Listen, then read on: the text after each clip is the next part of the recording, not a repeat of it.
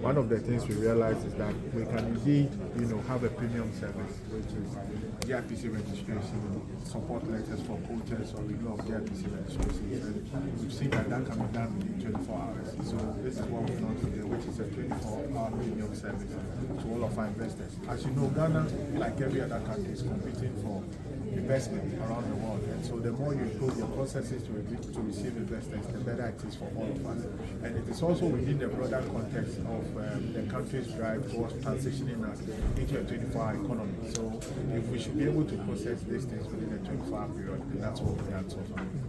Now talking about investment, now globally trade is drying up. So there's the broader strategy to look inward for investment from Ghanaians who have the resources to invest. If you followed me, we've been talking about having regional investment for us to open up the regions, mapping up opportunities. All of this is with the goal of directing Ghanaian businesses to where the opportunities are in other regions and other aspects of the country. It's important that at this juncture, we look within first, and then we can go outside to look for the investment that we need. Because the global dynamics and global politics dictates that we must look at our own first before we drive all others along. So that's what we've been looking at it. And then secondly, many of you may have also heard a complaint, so GIPC is only focused on foreign investors. That's not entirely our mandate. Our mandate is also to ensure that local businesses that have the capacity to tap into the opportunities here are encouraged to do so. And that's what we intend to focus on. Please, I would like to know how long is the piloting going to take? Well, the piloting has been on for close to a month now. It won't be that long. It will take a few months just so we can perfect the system and address many of the concerns that will come up. I know what they say, teething problems resolved, and then we'll go out in full force, but we are in the piloting stage. okay. So for the ensuing companies that are looking at. Come on. Yes. No, we've now started. So we'll build up weekly by looking at the data and sharing it with the press. But we're starting with our offices here in Accra because, as I've said, many of the investors are here. Over 76% of them are based in Greater Accra. So this is where the demand is. But we'll be off into the regions. And like I did say, opening up the regions is very important. So areas like Ashanti region, Kumasi, Takoradi, Tamale, where we have offices, we'll also roll it out as we perfect the piloting system. Thank you. All right. Is a vision that is aimed at creating economic transformation agenda that the country does. Now, this transformation agenda is really providing a robust framework for turning our economy from import-led economy, where 80% of most of the things that we depend on, goods, services, and products, are imported, to one that Ghanaians actually are manufactured in. The idea is that within the next 4 years, you should be able to walk to ShopRite or Melbourne to see top quality made in Ghana goods that you can pick off the shelves and the question then is, how do we achieve this? We're achieving this by really looking at strategic pillars that would help us to accelerate this. One is strategic agricultural value chain. To look at the foods that we eat, we look at some of the commodities that lend themselves to the development of derivative industries, and ones that also will help us to be able to provide for industry to manufacture and export. So take, for example, cassava. Cassava lends itself to a couple of products: the starch, the one you use for fufu, and the industrial starch, and also the one that is good for pharmaceuticals, the ethanol as well. So we are looking at commodities that are lending themselves to this. So we are looking at the staples, the vegetables. We are also looking at poultry and associated industries. At the end of the day, we look at the value chain of all of this. Now the question then is, how does it relate to GIPC? A key component of 25 Economy Secretariat is to look at accelerated exports. How do we get made in Ghana products exported to markets? So what markets are we looking at? If you look at the West African market, we're talking about 425 million population. This provides huge market opportunities for us. Already, Mali, Niger, Burkina, Sierra Leone, Liberia, Guinea, and Cote d'Ivoire and Benin and Togo. These are countries, not to talk about Nigeria, they are countries that already depend on us for key products that we can get into their markets. So apart from agriculture, we look at textiles and garments, we look at pharmaceuticals. And then a key component of our industrialization is also look at how do we fabricate industrial machines that we can actually make here. We produce steel here, we produce aluminum here, and some of the components of these industrial machines are made of steel. We have excellent engineers that come out every year from our universities and polytechnics that can be deployed to fabricate these components. So we are really setting all these base together. And by the way, if we manufacture these things, we can also export these industrial machines even to neighboring countries for their own manufacturing. So Ghana then becomes the hub of manufacturing of all types of goods and services. Not to talk about digital services. And the one component I'd like to mention, which I want it to go very viral to everyone, is that we have a component called Aspire 24.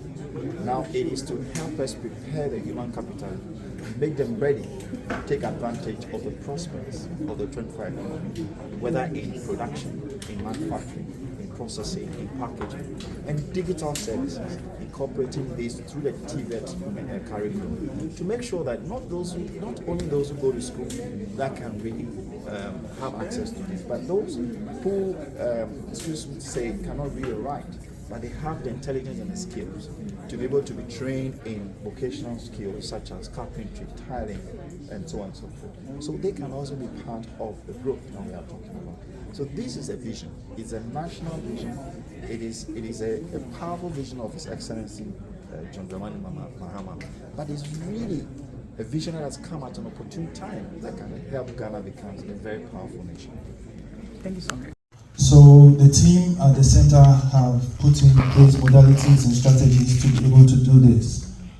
There is a scope for this service. We are limiting this pilot premium service to investor registrations, i.e.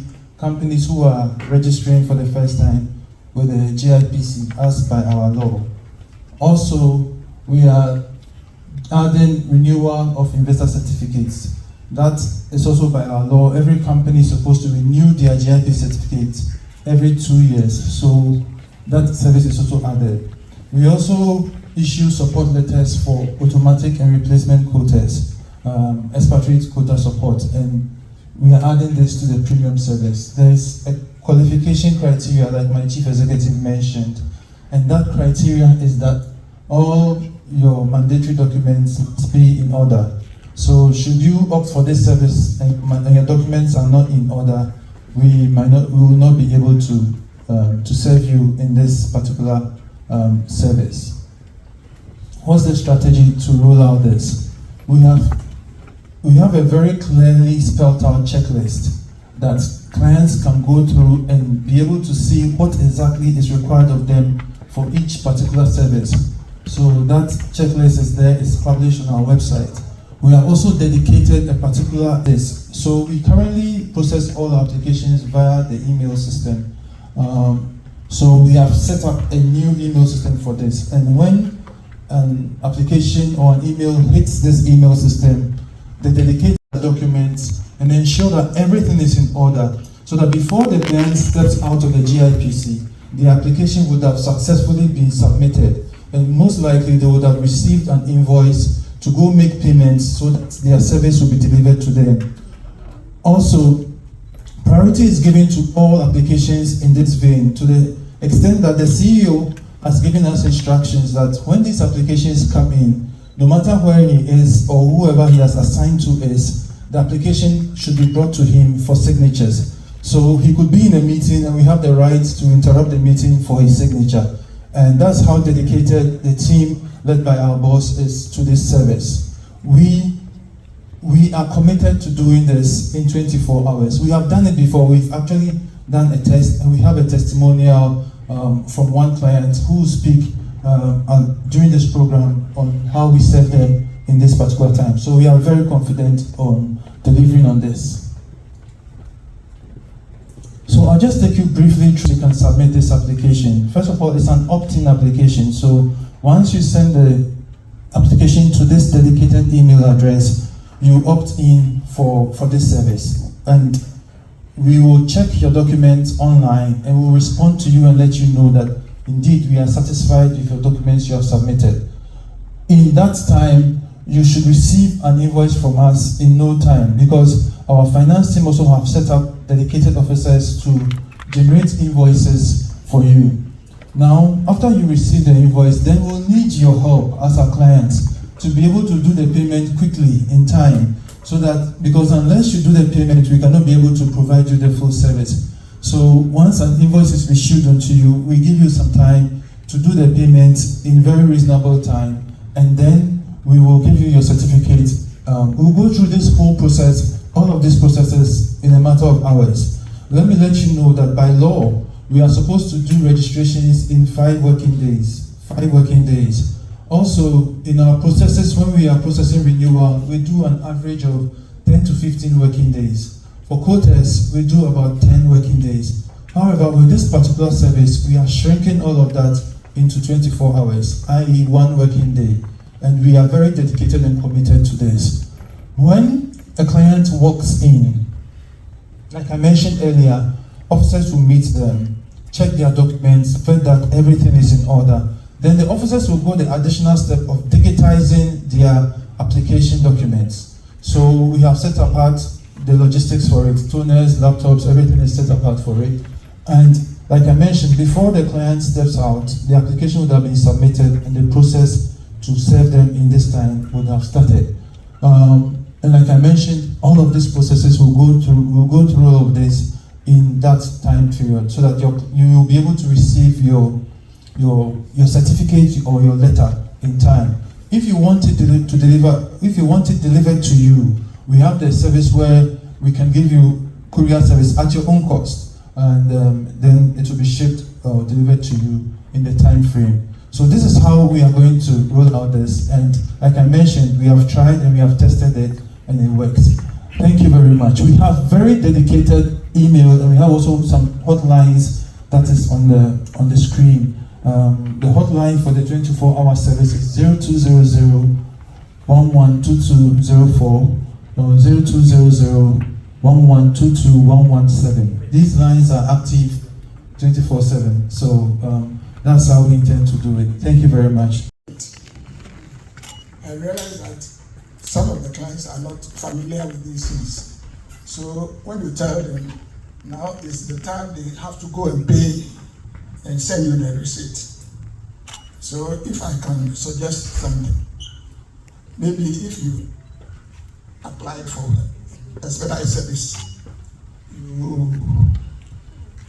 as you bring invoice or the documents, you pay ahead. You pay ahead.